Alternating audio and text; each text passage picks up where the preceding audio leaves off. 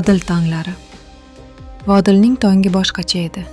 Quyosh hali tog' ortidan to'liq ko'tarilmagan, lekin uning ilk nurlari allaqachon qishloq ustiga oltin parda yopgandi. Havoda nam tuproq hidi, yangi ochilgan o'rik gullarning muloyim isi va uzoqdan ariq bo'yidan kelayotgan suvning shildirashi qorishib ketgandi. Bu Farg'ona vodiysining yuragi, Vodil qishlog'i edi. Bu yerda har bir tong xuddi bir mo'jiza kabi takrorlanardi, lekin hech qachon bir xil bo'lmasdi. Lola har kuni shu tovushga uyg'onardi.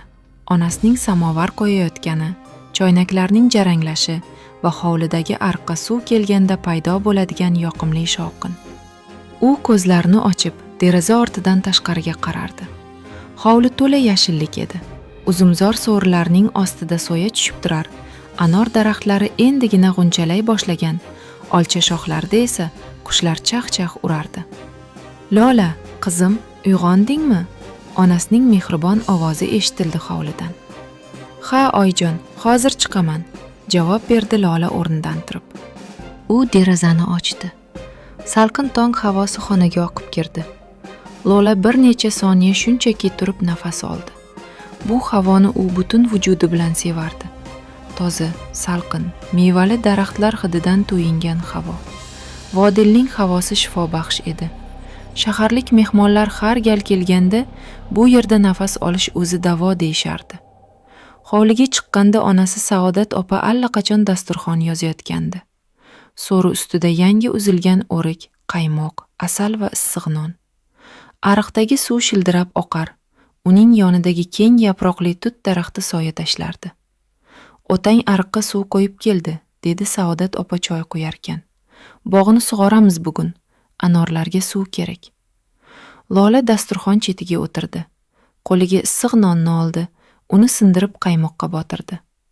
Bu oddiy ne'matlar, issiq non, qaymoq, ariq suvi uning uchun butun bir dunyo edi. U hali bilmasdi, bir kun kelib shu oddiy narsalarni qanchalik sog'inishni.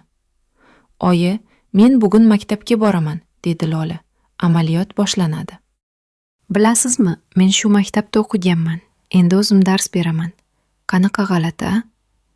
Saodat opa jilmaydi. Uning ko'zlarida g'urur bor edi. Mening qizim o'qituvchi bo'ladi. Otang eshitsa, yana faxrlanadi. Bilasanmi, otang seni universitetga kirganingda qancha quvongandi? Lola ham jilmaydi. U pedagogika universitetining 3-kursida o'qirdi. Bu yil pedagogik amaliyot yili va u o'z tug'ilib o'sgan qishlog'idagi maktabni tanlagandi. Vodilni tark etgisi kelmasdi. U hatto bir hafta shaharda yotoqxonada qolsa ham qishlog'ini, hovlisini, onasining ovqatlarini sog'inardi. O'sha kuni ertalab Lola toza, oddiy, lekin ozoda kiyingan holda maktabga yo'l oldi. Qishloq ko'chasi bo'ylab ketarkan, qo'shnilar uni salomlashardi. Voy Lola, kattakon bo'lib qolibsan-ku. Endi o'qituvchi emish, dedi qo'shni Mag'firat xola hovli darvozasidan boshni chiqarib. Ha, xolajon, amaliyot. Duo qiling, dedi Lola kamtarona qo'lini ko'ksiga qo'yib. Duoyim sen bilan qizim, ilohim baxtli bo'l. Vodilning eng go'zal joyi bu uning odamlari edi. Bu yerda hamma bir-birini tanirdi, bir-birining dardiga sherik bo'lardi. Bir uyda osh bo'lsa, butun ko'cha xabar topardi. Bir xonadonda oza bo'lsa, butun qishloq yig'lardi. Mehribon qo'shnilar, ochiq yuzlar, samimiy gaplar, bularning hammasi Vodil havosi kabi tabiiy edi. Maktabga yetib kelganda Lola bir lahza darvoza oldida to'xtadi. Eski, lekin ozoda maktab binosi. Hovlisida baland teraklar, gulzorlar. U bolaligida shu yerda yugurib o'ynagandi. Endi esa mana o'qituvchi sifatida kirib kelyapti. U hali bilmasdi. Shu maktab ostonasidan ichkari qadam qo'yishi bilan uning hayoti butunlay o'zgarishini. Chunki o'sha kuni, o'sha maktabda taqdir uni kimdir bilan uchrashtirishga shay turardi. Hikoyani tinglaganingiz uchun rahmat. Ovoz sun'iy intellekt yordamida yaratilgani sababli ayrim talaffuz xatolari bo'lishi mumkin. Qashqadaryodan kelgan o'qituvchi maktab direktori Rahima opa Lolani iliq kutib oldi. Keldingmi qizim? Sen bizning eski o'quvchimizsan. Endi yangi o'qituvchimiz bo'lasan. Yur, men seni hamkasblar bilan tanishtiraman. Ular o'qituvchilar xonasiga kirishdi. Xona to'la edi. Yoshi kattalar ham, yoshlar ham bor. Lola hammaga bosh egib salom berdi. O'qituvchilar uni iliq qarshi olishdi. Bu bizning yangi matematika o'qituvchimiz, dedi Rahima opa burchakda turgan bir yigitga ishora qilib. Xurshid Berdiyev, Qashqadaryodan keldi. Bu yil bizga qo'shildi. Lola o'sha tomonga qaradi. Deraza yonida qo'lida bir dasta daftar ushlagan, o'rta bo'yli, oriqqina, ozoda kiyingan yigit turardi. Uning yuzi sodda, ko'zlari mehribon va ehtiyotkor edi. U Lolaga qarab kamtarona bosh egdi. Assalomu alaykum, Xurshid, dedi u past, lekin aniq ovozda. Va alaykum assalom, Lola, dedi Lola ko'zlarini bir lahza yerga tikib. Shu qisqa tanishuv, hech qanday alohida narsa yo'q edi unda. Lekin negadir Lola o'sha kuni uyga qaytayotib, o'sha mehribon ko'zlarni bir necha bor esladi. Xurshid Qashqadaryoning chekka bir qishlog'idan edi. U o'rta xol oilada o'sgan. Boy emas, lekin kambag'al ham emas.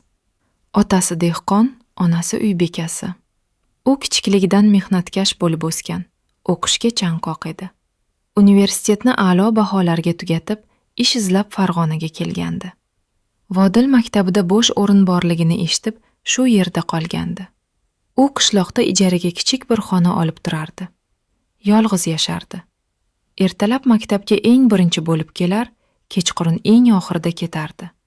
Dars berishni jondan sevardi. Bolalar ham uni yaxshi ko'rishardi. Chunki u sabrli, mehribon, hech qachon baqirmaydigan o'qituvchi edi. Kunlar o'tdi. Lola va Xurshid bir maktabda ishlardi. Lekin ko'p gaplashmasdilar. Faqat salomlashish, dars jadvali haqida ikki og'iz so'z, hammasi shu. Lekin har gal ular bir-birini ko'rganda, ikkalasining ham yuragida bir iliqlik paydo bo'lardi. Bir kuni tushlik paytida o'qituvchilar xonasida hamma choy ichib o'tirgandi. Suhbat qizigandi. Har kim o'z yurtidan gapirardi. Xurshid, sen Qashqadaryodan ekansan, dedi keksa o'qituvchi Tojiboy aka. U yoqlar qanaqa, issiqmi? Xurshid jilmaydi. Issiq aka, juda issiq. Bizning qishloqda yozda harorat 40 darajadan oshadi. Suv ham taqchil. Bu yerlar jannat menga. Vodilning havosi, suvi, yashilligi. Men birinchi kelganimda ariqdagi suvni ko'rib hayron qoldim. Bizda suv oltindek qadrli. Lola bu so'zlarni eshitib o'tirardi. U hayron bo'ldi. U uchun ariq suvi, yashil bog'lar, bularning hammasi shunchalik oddiy ediki, ularsiz hayotni tasavvur qila olmasdi. Demak, dunyoda bunday narsalar taqchil bo'lgan joylar ham bor ekanda. Qiziq, dedi Lola beixtiyor. Men hech qachon Vodildan tashqariga chiqmaganman. Faqat shaharga o'qishga boraman. Men uchun bu yerlar butun dunyo. Xurshid unga qaradi. Uning ko'zlarida bir nur paydo bo'ldi. Inson tug'ilib o'sgan joyini sevadi, dedi u sekin. Bu tabiiy, lekin ba'zan taqdir insonni boshqa joylarga olib boradi va o'sha yangi joyda ham baxt topish mumkin. Faqat sabr kerak. O'sha so'zlar, sabr kerak, Lolaning qulog'ida qoldi. U o'shanda bu so'zlarning kelajakda uning hayotida qanchalik muhim bo'lishini bilmasdi. O'sha kuni maktabdan keyin Xurshid Lolaga yetib oldi. Ular bir yo'nalishda ketardilar. Lola, dedi Xurshid biroz hayajon bilan, sen amaliyotchisan. Agar matematika darslarida yordam kerak bo'lsa, men yordam beraman. Bolalar bilan ishlash boshda qiyin bo'ladi. Lola jilmaydi. Rahmat Xurshid. Aslida men bugun bir darsda qiynaldim. Bolalar shovqin qilishdi, men ularni jim qildira olmadim. Bu oddiy hol, dedi Xurshid. Men ham boshida shunday edim. Bolalarni baqirib emas, mehr bilan jim qildirish kerak. Ular sekin o'sgan muhabbat. Kunlar haftalarga, haftalar oylarga aylandi. Lola va Xurshidning suhbatlari ko'paydi. Ular endi har kuni maktabdan birga qaytishardi. Yo'l bo'ylab gaplashishardi. Ba'zan jiddiy, ba'zan kulib. Xurshid hech qachon o'zini noo'rin tutmasdi. U Lolaga doim hurmat bilan munosabatda bo'lardi. Hech qachon ortiqcha so'z aytmasdi, qo'pol harakat qilmasdi. Uning tarbiyasi har bir so'zida, har bir harakatida ko'rinardi. Lola buni qadrlardi. Bir kuni kuz edi, ular maktab hovlisidagi terak tagida turishardi. Barglar sarg'ayib, sekin to'kilardi. Lola, dedi Xurshid biroz ikkilanib. Men senga bir narsa aytmoqchiman. Lekin qanday aytishni bilmayman.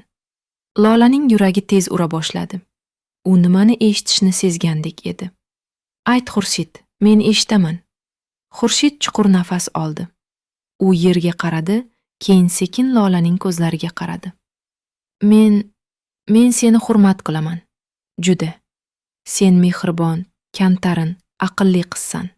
Men bunday insonni hayotimda uchratmaganman.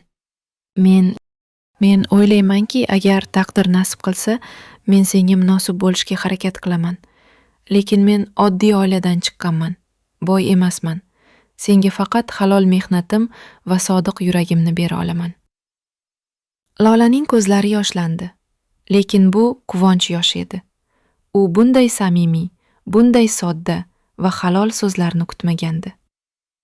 Xurshid, dedi u sekin. Menga boylik kerak emas.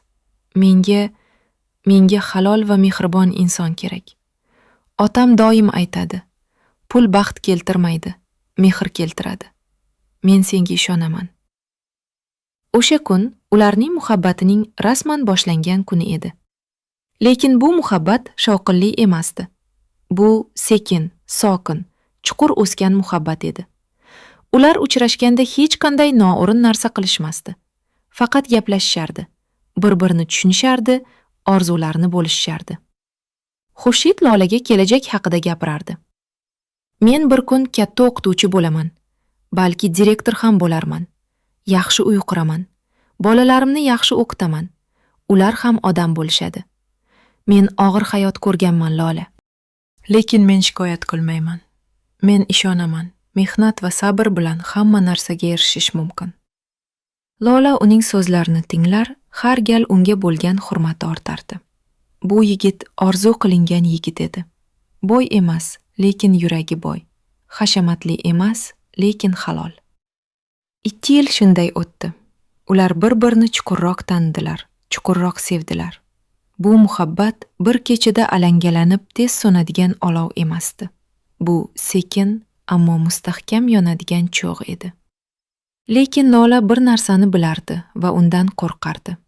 Xurshid qashqadaryolik edi. Agar ular turmush qurishsa, u Vodilni o'z yurtini, ota-onasini, qishlog'ini tark etishi kerak bo'lardi. Bu fikr uni qiynardi. U Xurshidni sevardi, lekin Vodilni ham sevardi. Va u bilmasdi, bir kun kelib bu ikki sevgi o'rtasida tanlov qilish kerak bo'lishini. Bir kuni Xurshid jiddiy ohangda dedi. Lola, men oilamga senikilar haqida aytdim. Onam senga sovchi yubormoqchi. Lekin men bilaman, sening ota-onang qiyinchilik tug'dirishi mumkin. Chunki men uzoqdanman, sen ularning yagona qizisan. Lolaning yuragi siqildi. U bu kun kelishini bilardi. Men ota-onam bilan gaplashaman, dedi u. Lekin men senga so'z beraman, Xurshid. Men faqat seni tanlayman, qanchalik qiyin bo'lmasin. Xurshid uning so'zlaridan kuch oldi. Lekin ikkalasi ham bilardi, eng qiyin sinov hali oldinda edi. Sovchilar va qarshilik. Bir kuz oqshomi Vodilning bir hovlisiga mehmonlar keldi. Qashqadaryodan Xurshidning ota-onasi va qarindoshlari, sovchilar. Saodat opa va Lolaning otasi Akbar aka mehmonlarni iliq kutib oldilar. O'zbek odati bo'yicha dasturxon to'kin yozildi. Osh damlandi, choy qo'yildi, suhbat boshlandi. Xurshidning onasi Zulayho opa mehribon, sodda ayol edi. U Lolani ko'rib darhol yoqtirdi. Qizingiz bir parcha oltin ekan, dedi u Saodat opaga. O'g'lim Xurshid haqida nima desam ekan? U halol, mehnatkash bola. Boy emasmiz, lekin bolamizni odam qilib tarbiyalaganmiz. Inshaalloh qizingizni baxtli qiladi. Suhbat yaxshi ketdi, lekin gap nikoh va kelajakka kelganda Akbar akaning yuzi o'zgardi. Hurmatli mehmonlar, dedi u og'ir ohangda. Sizlar yaxshi odamlarsiz, buni ko'rib turibman. Xurshid ham yaxshi yigit, lekin bir muammo bor. Sizlar uzoqdansiz. Qashqadaryo, bu yerdan necha yuz chaqirim. Bizning yagona qizimiz. Biz uni shunchalik uzoqqa bera olmaymiz. Xona jimjit bo'lib qoldi.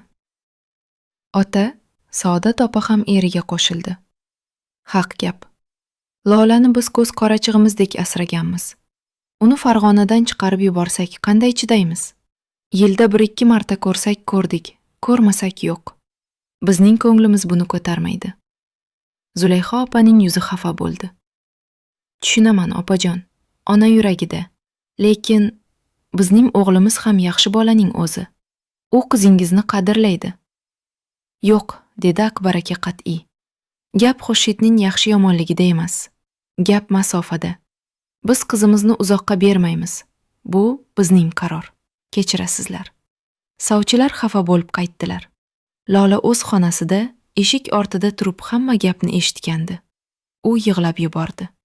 Otasining qarori uni vayron qilgandi. O'sha kechasi hamma uxlagach, Lola onasining yoniga keldi.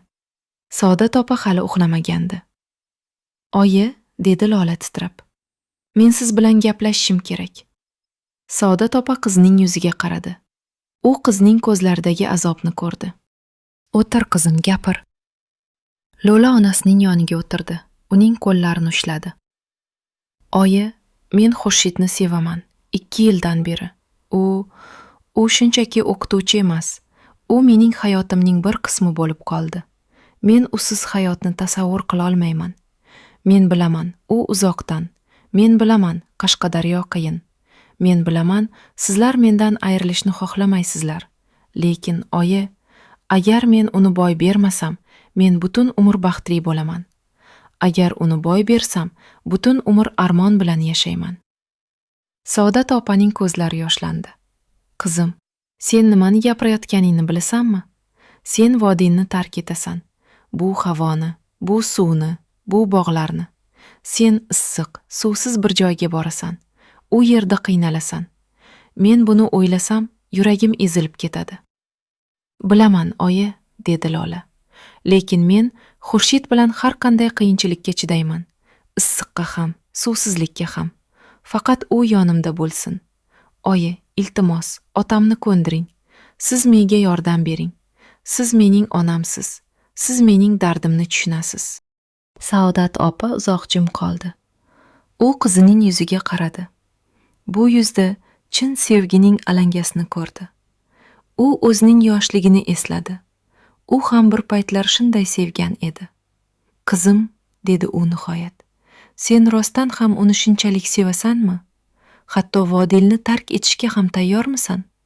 Ha, oyi, dedi Lola ishonch bilan. Men tayyorman. Faqat u yonimda bo'lsin.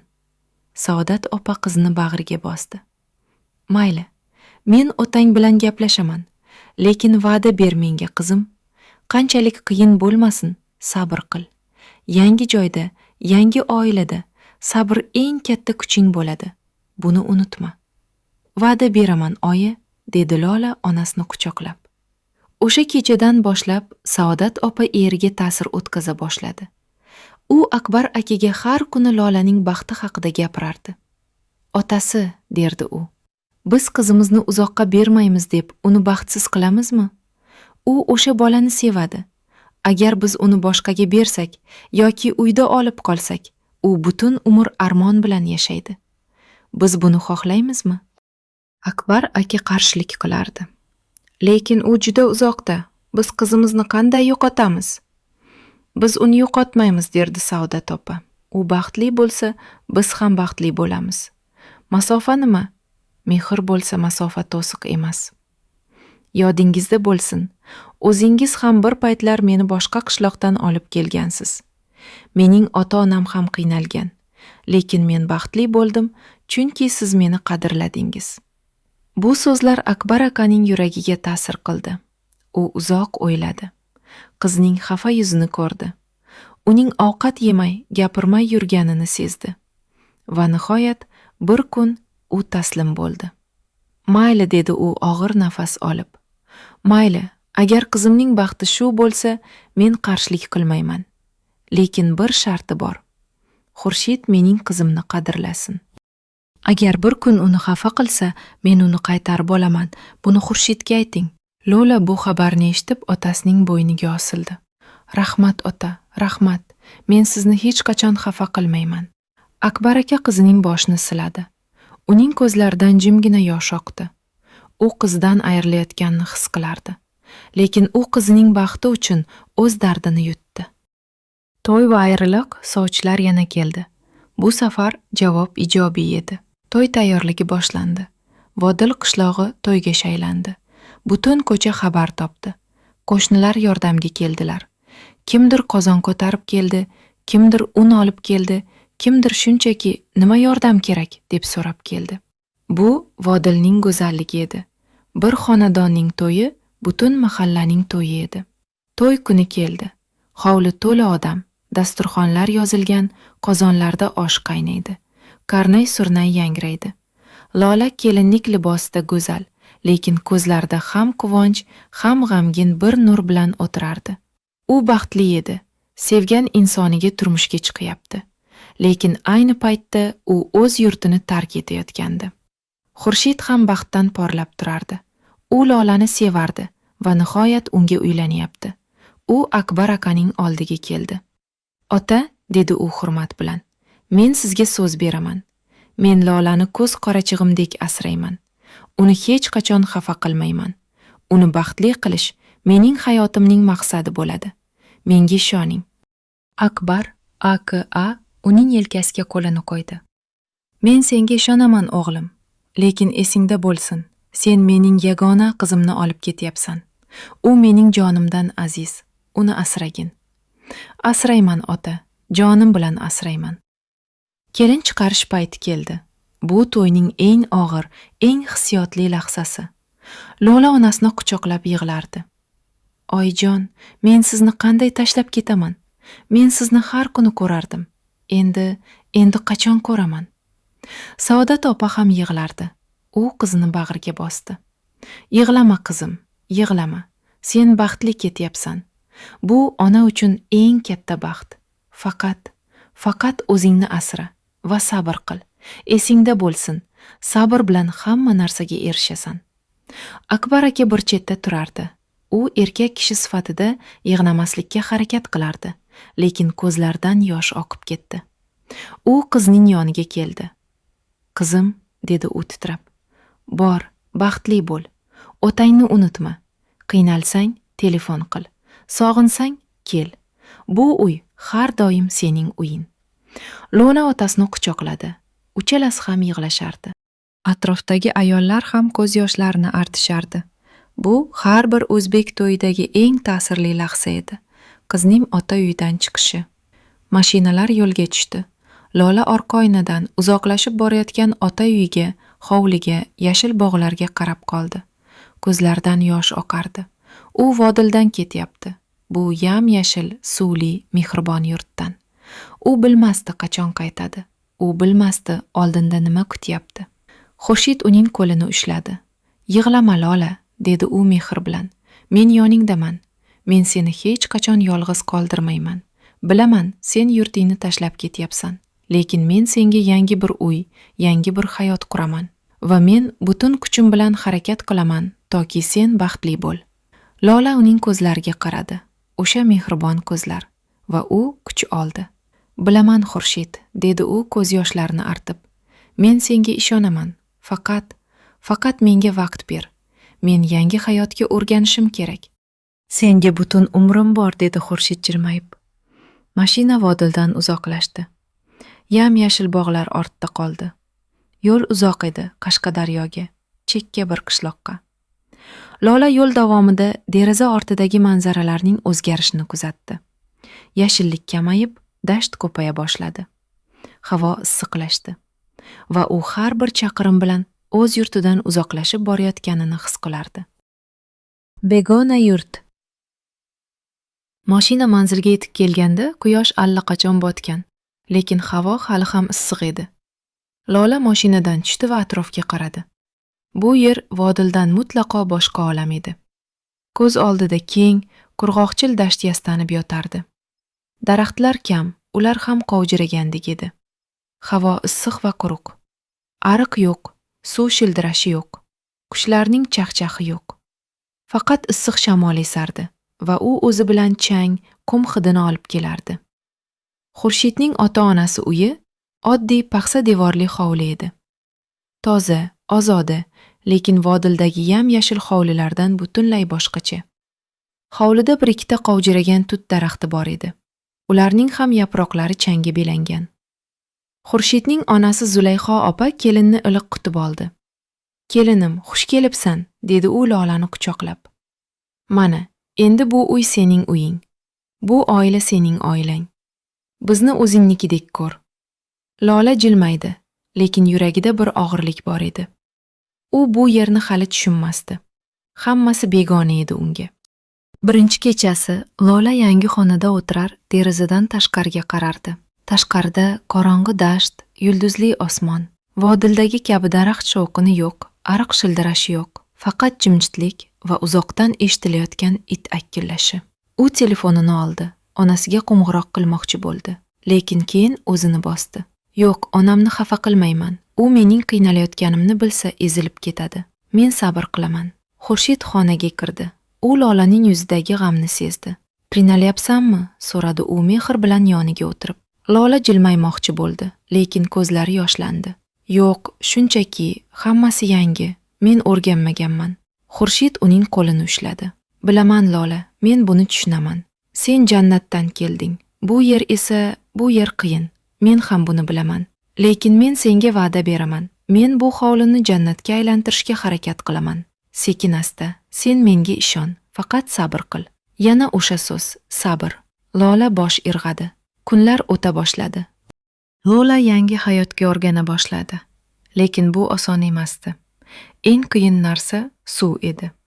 Vodilda suv ariqlardan oqib turardi, istagancha.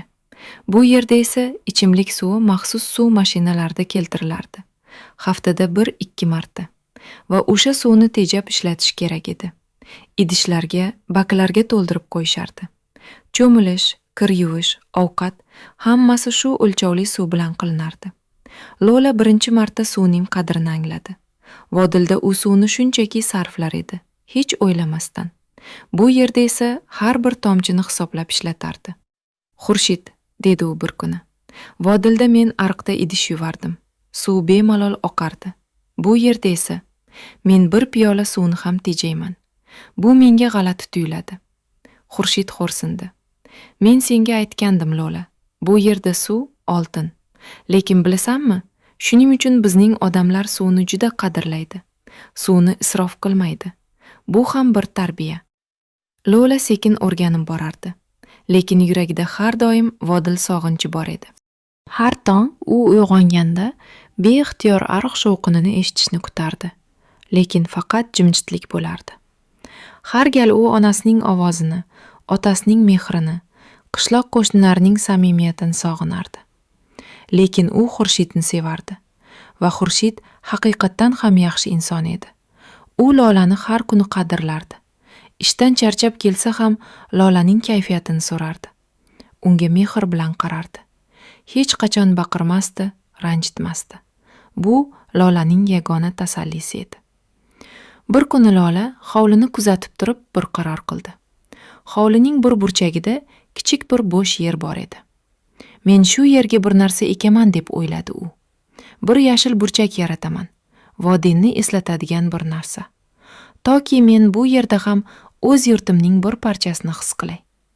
Va u rayhon ekishga qaror qildi. Rayhon Lolaning eng sevgan o'simligi edi. Vodilda onasining hovlisida har yili rayhon ekilardi. Uning xushbo'y hidi butun hovlini tutardi. Kechqurun dasturxon atrofida o'tirganda o'sha rayhon hidi havoda taralib turardi.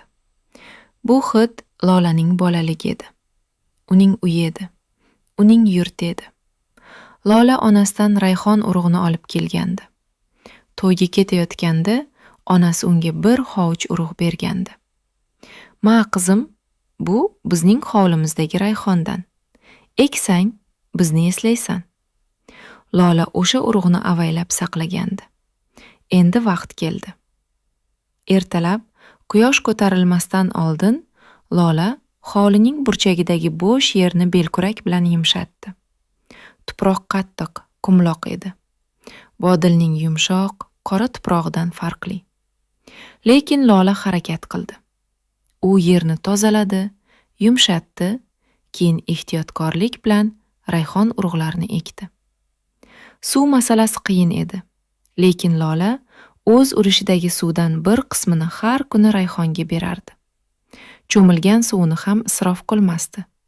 Uni rayhonga quyardi. Har tong va har kech u rayhon ekkan joyga borardi. Unga suv berardi, tuprog'ini yumshatardi. Lola, dedi Zulayho opa bir kuni, kelinining shu mehnatini ko'rib. Sen nega o'zingni shunchalik qiynaysan? Bu issiqda hech narsa o'smaydi-ku, suv ham yo'q. Lola jilmaydi. O'sadi ona, men ishonaman. Mehr bilan parvarish qilsam, o'sadi. Kunlar o'tdi va bir kuni kichik, mitti yashil nihonlar tuproqdan bosh ko'tardi. Lolaning quvonchi ichiga sig'madi. U ularning yonida cho'kkalab o'tirib, ularga qaradi. O'sdingiz, pichirladi u. Mening rayhonlarim o'sdi.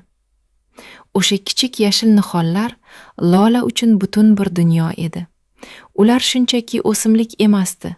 Ular vodil edi. Ular onasining hovlisi edi. Ular Lolaning bolaligi, uning yurti, uning ildizlari edi. Lola har kuni rayhonni parvarish qildi. Issiq quyoshdan saqlash uchun ularning ustiga soya qildi. Suvni asrab ularga berardi. Va rayhonlar o'sdi. Kun sayin kattalashdi, yashnadi. Va bir kun ulardan o'sha tanish, xushbo'y rayhon hidi tarala boshladi. O'sha hid Lolaning yuragini erita yozdi. Kechqurun hovlida o'sha hidni his qilganda, u go'yo vodilga qaytgandek bo'lardi. Ko'zlarini yumib hidni ichiga tortar va onasini, otasini, ota uyini ko'z oldiga keltirardi. Xurshid, dedi u bir kech eriga rayhonni ko'rsatib. Qara, mening rayhonlarim qanday o'sdi? Bu hidni sezasanmi? Bu mening vodilim hidi. Men har kech bu yerga kelaman. Shu hidni hidlab o'z yurtimni eslayman. Xurshid kelinining baxtli yuziga qaradi. U tushundi. Bu rayhon Lola uchun oddiy o'simlik emas. Bu uning vatani edi. Uning ildizlari edi. Uning yuragining bir parchasi edi. Juda chiroyli Lola, dedi u mehr bilan. Sen mo'jiza yaratding. Bu qurg'oq yerda sen yashil bir burchak yaratding. Men sen bilan faxrlanaman. Lola jilmaydi. Birinchi marta uzoq vaqtdan beri u o'zini biroz baxtli his qildi. Uning kichik yashil burchagi bor edi. Uning rayhonlari bor edi. Va ular unga kuch berardi. Har tong Lola eng birinchi shu rayhonga borardi. Ularga xayrli tong derdi. Ularga suv berardi. Va har kech ular bilan xayrli tunlashardi. Bu rayhonlar uning do'stlari, uning yurti, uning tasallisi edi. Lekin Lola bilmasdi. Bu yashil burchak, bu mo'jiza ko'p davom etmaydi. Chunki bir kun kutilmaganda bir falokat yuz beradi. Va o'sha falokat Lolaning yuragini parcha-parcha qiladi. Yo'qotilgan yashil burchak. O'sha kun oddiy bir kun bo'lib boshlangandi. Lola ertalab rayhonlarni sug'organdi. Ular hech qachon bunchalik chiroyli bo'lmagandi. Yam-yashil, qalin, xushbo'y. Lola ularga qarab jilmaygan, keyin uy ishlari bilan band bo'lib ketgandi. Zulayho opa bilan birga non yopishardi. Tushga yaqin qo'shnining echkisi, semiz, oq echki, qandaydir tarzda devor oshib Lolaning hovlisiga kirib qoldi. Hovlida hech kim yo'q edi o'sha payt. Hamma ichkarida, oshxonada edi.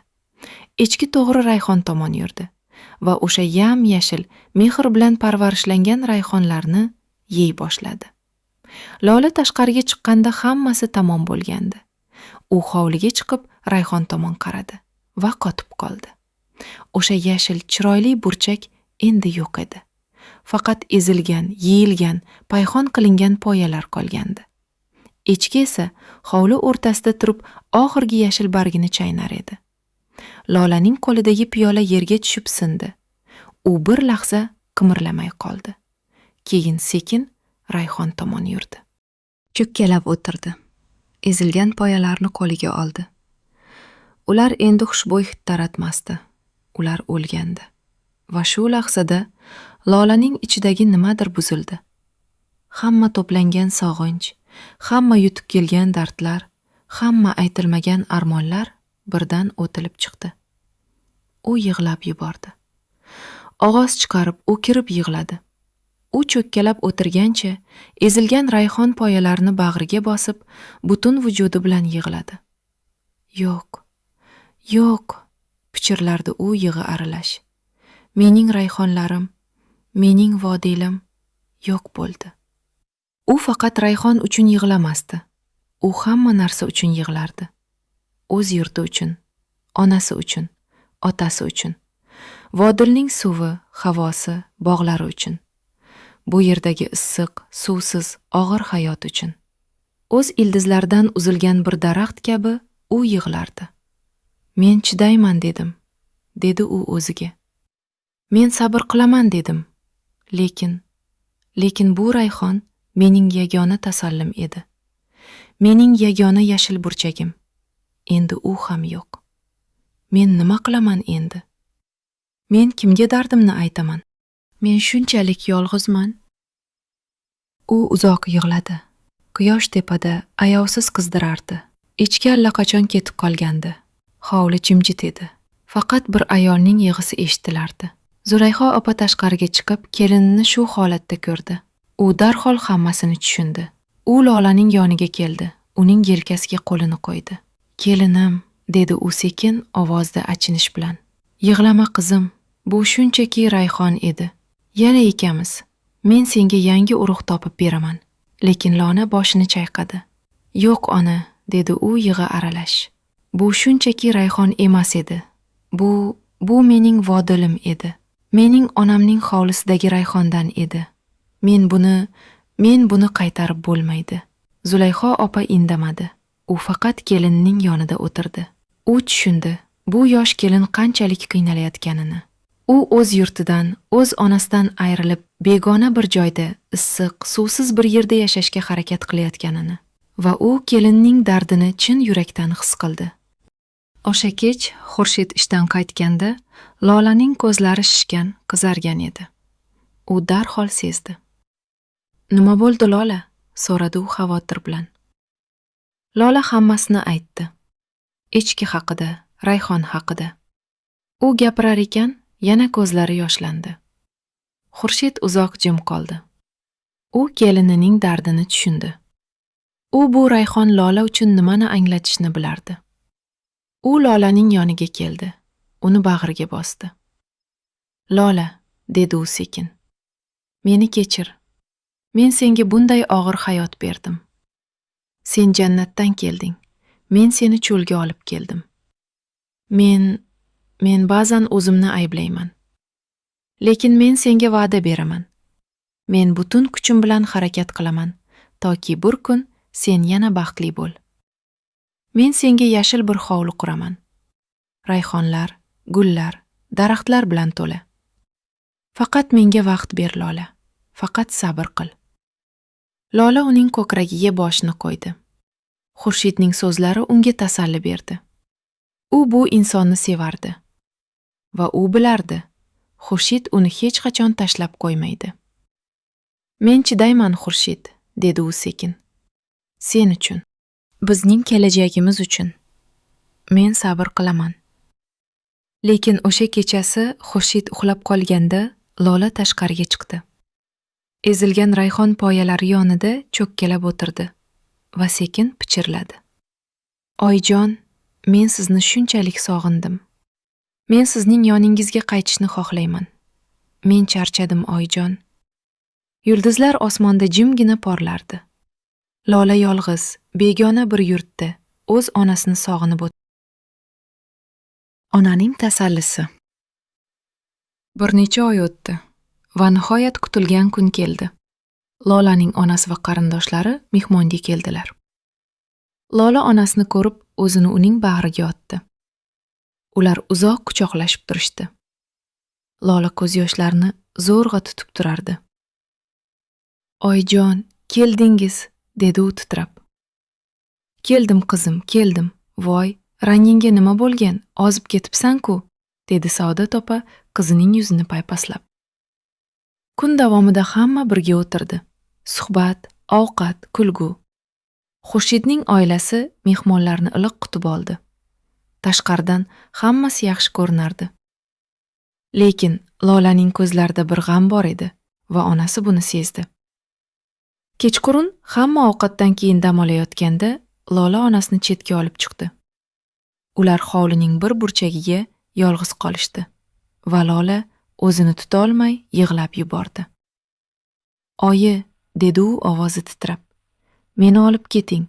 Men bu yerlarda yasha olmayapman. Bu yer issiq, suvsiz, begona. Men har kuni Vodilni o'ylayman. Men sizni sog'inaman.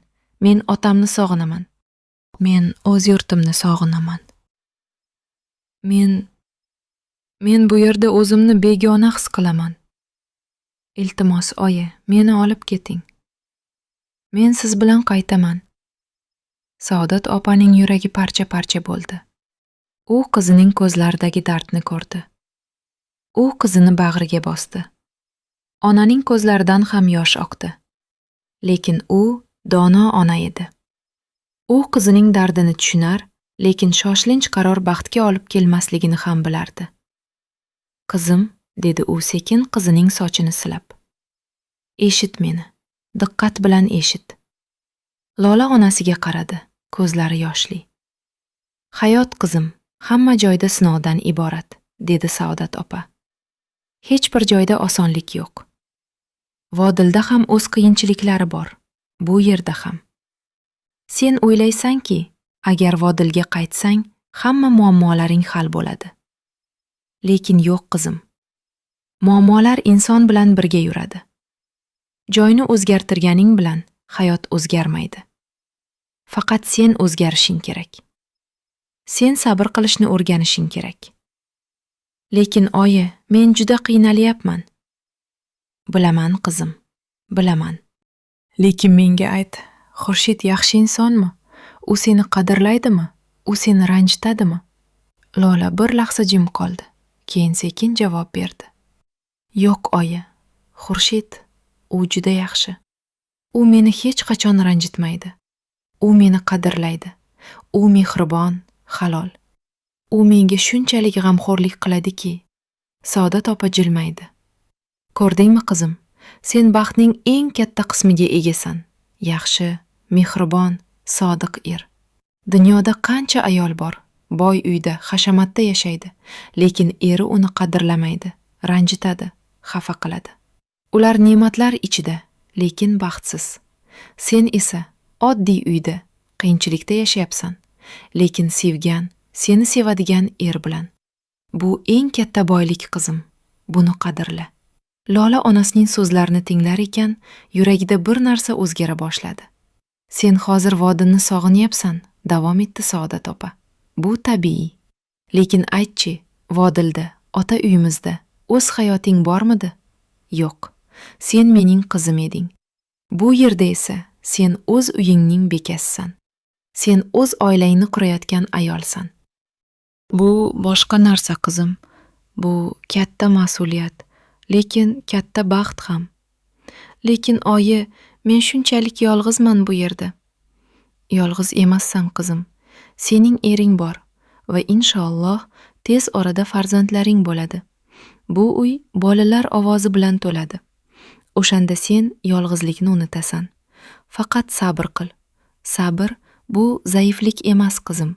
Sabr bu eng katta kuch. Sabr bilan qurilgan oila eng mustahkam oila bo'ladi. Buni unutma. Lola onasining bag'riga boshini qo'ydi. U uzoq jim qoldi. Onasining so'zlari, sabr bilan qurilgan oila eng mustahkam oila bo'ladi, uning qalbiga muhrlandi. Lekin oyi, dedi u nihoyat, agar men chidolmasamchi? Agar men sinsamchi? Sinmaysan qizim, dedi Saodat opa qat'iy, lekin mehr bilan. Sen mening qizimsan, sen kuchlisan va esingda bo'lsin, har bir qiyinchilik ortida bir yaxshilik yashirin bo'lishi mumkin. Bugun sen ko'rmayapsan, lekin bir kun, yillar o'tib, sen orqaga qarab, bu kunlarni eslaysan va aytasanki, yaxshiki, men sabr qilganman. Yaxshiki, men shoshmaganman. Menga ishon qizim, onangga ishon. Lola onasining ko'zlariga qaradi. O'sha ko'zlarda hayotiy tajriba, donolik va cheksiz mehr bor edi. Lola qaror qildi. U sabr qiladi. U sinab ko'radi. Xurshid uchun va o'z kelajagi uchun. Mayli, oyi, dedi u sekin. Men sabr qilaman. Men chidayman. Lekin siz meni unutmang. Tez-tez qo'ng'iroq qiling va imkon bo'lsa kelib turing. Albatta qizim, dedi Saodat opa qizini bag'riga bosib. Men seni hech qachon unutmayman. Sen mening jonimsan. Lekin men senga ishonaman. Sen bu sinovdan o'tasan va bir kun sen baxtli bo'lasan. Men buni bilaman. Mehmonlar ketadigan kun keldi. Lola yana onasi bilan xayrlashardi. Bu safar ham og'ir edi. Lekin Lolaning yuragida endi bir narsa bor edi. Sabrni ilk mevasi o'sha suhbatdan keyin Lolaning ichida nimadir o'zgardi.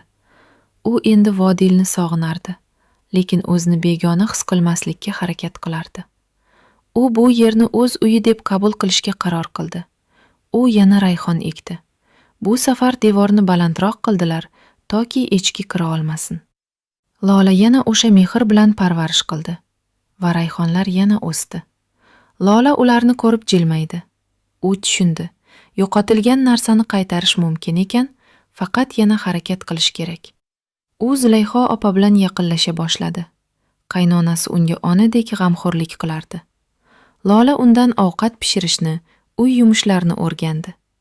Ular birga non yopishardi, birga choy ichishardi. Sekin-asta bu uy Lolaga begona bo'lmay qoldi. U qo'shnilar bilan ham tanisha boshladi. Avval ular Lolaga begona edilar. Farg'onalik kelin, ularning tilini, odatini bilmaydigan. Lekin Lola mehribon edi. U qo'shnilarga yordam berardi. Ularning bolalariga e'tibor berardi. Va sekin-asta qo'shnilar ham uni o'zlarinikidek qabul qildilar. Eng muhimi Xurshid. U har kuni Lolaning yonida edi. U Lolaning har bir kichik quvonchini, har bir kichik g'amini sezardi. U Lolaga kuch berardi va Lolaning unga bo'lgan muhabbati kun sayin ortardi. Bir kuni Lola Xurshidga bir xushxabar aytdi. Xurshid, dedi u yuzi nurlanib. Men homiladorman. Xurshidning quvonchi cheksiz edi. U Lolani quchoqladi, uni aylantirib o'pdi. Rostmi? Lola, bu eng baxtli kun. Biz ota-ona bo'lamiz. O'sha kundan boshlab Xurshid Lolani yanada ehtiyotlay boshladi. U Lolaga og'ir ish qildirmasdi. Suvni o'zi tashirdi. Bozordan eng yaxshi mevalarni olib kelardi. Lolaning har bir istagini bajarardi. Va 9 oydan keyin ularning birinchi farzandi o'g'il dunyoga keldi. Uni Sardor deb atashdi.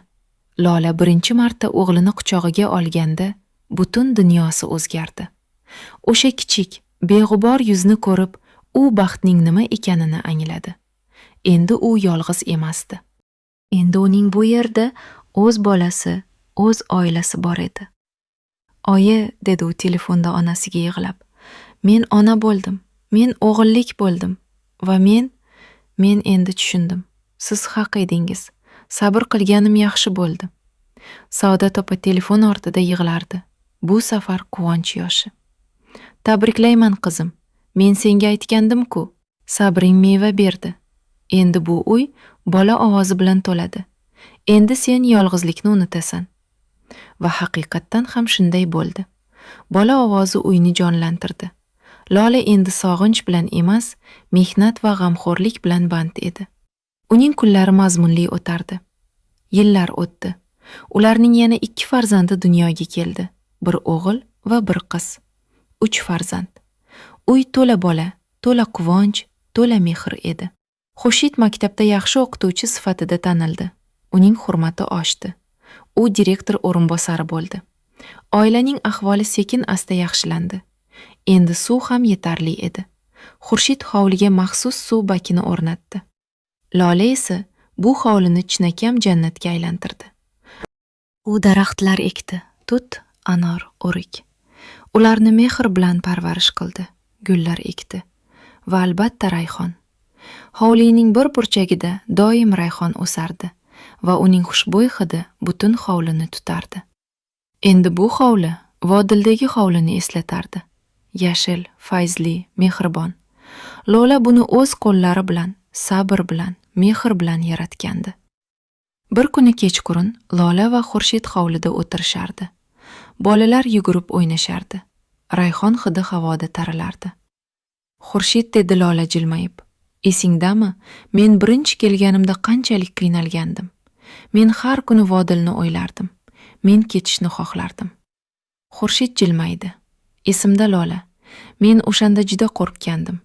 Sen ketib qolasan deb. Men seni yo'qotib qo'yishdan qo'rqardim. Lekin men ketmadim" dedi Lola. "Men sabr qildim. Va qara, endi bizning shunday go'zal oilamiz bor. 3 ta farzand. Bu hovli, bu hayot. Agar men o'shanda shoshilib ketib qolganimda, men bularning hech birini ko'rmas edim." Xurshid uning qo'lini ushladi. "Sen kuchli ayol bo'lding, Lola. Men sen bilan faxrlanaman." Lekin Lolaning hayotida hali bir katta o'zgarish kutib turardi. Bir burilish ularning hayotini yana bir bor o'zgartiradigan. Burilish nuqtasi Sardor, to'mbuch o'g'il. Endi 10 yoshda edi. Boshqa bolalar ham kattalashgandi. Oila tinch, baxtli yashardi. Lekin hayot bir joyda turmaydi.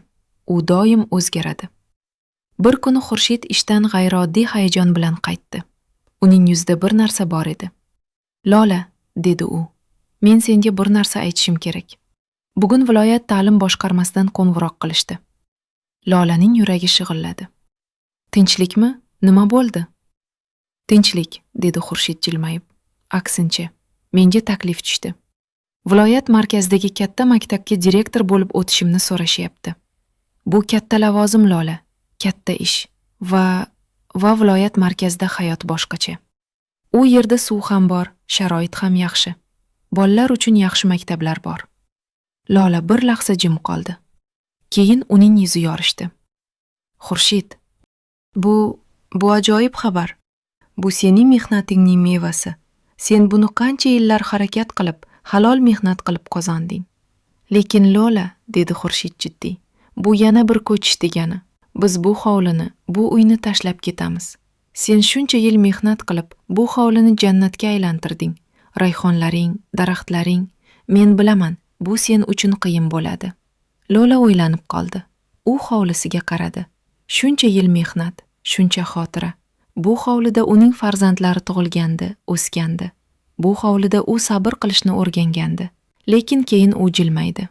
"Xurshid", dedi u, "bir paytlar Vodildan bu yerga kelganimda, men o'ylar edimki, men hech qachon bu yerga o'rganmayman. Lekin men o'rgandim. Men bu yerni sevdim. Endi men bilaman, uy degani bu devorlar, bu daraxtlar emas. Uy degani sen, men va bolalarimiz. Biz qayerga borsak, o'sha yer bizning uyimiz bo'ladi. Va men yangi joyda yana rayhon ekaman, yana yashil burchak yarataman." Xurshid kelinining donoligiga hayron qoldi. Bir paytlar yig'lab, "Meni olib keting" degan qiz endi shunday kuchli, dono ayolga aylangandi. "Sen o'zgarding, Lola", dedi u mehr bilan. "Sen juda kuchli bo'lding. Hayot meni o'zgartirdi", dedi Lola jilmayib. "Sabr meni o'zgartirdi. Endi men hech narsadan qo'rqmayman." Oila viloyat markaziga ko'chib o'tdi. Avval ular ijarada yashashdi. Bu yana bir sinov edi. Yangi shahar, yangi muhit, yangi odamlar. Lekin bu safar Lola tayyor edi. U endi o'zgarishlardan qo'rqmasdi. U bilardi, har bir yangi joyda sabr va mehnat bilan baxt qurish mumkin. Shaharda hayot haqiqatdan ham boshqacha edi. Suv muammosi yo'q edi, sharoit yaxshi edi. Bolalar yaxshi maktablarga bordilar. Xurshid yangi ishida muvaffaqiyat qozondi. Uning hurmati oshdi, ahvoli yaxshilandi. Bir yil ijarada yashagach, ular nihoyat o'z uylariga ega bo'lishdi. Xurshidning yillik mehnati, omonatlari va yangi ishidagi daromadi, bularning hammasi yetib, ular shaharda chiroyli bir hovli joy sotib oldilar. Lola yangi uyga kirganda u atrofga qaradi. Keng hovli, yorug' xonalar va hovlida bo'sh yer, bog' qilish uchun. Lolaning ko'zlari yoshlandi.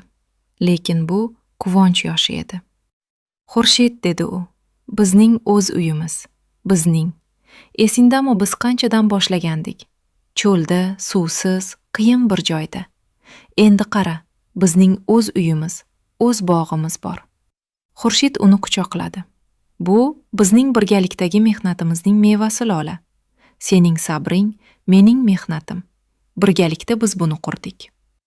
Rayhon hidli yo'llar.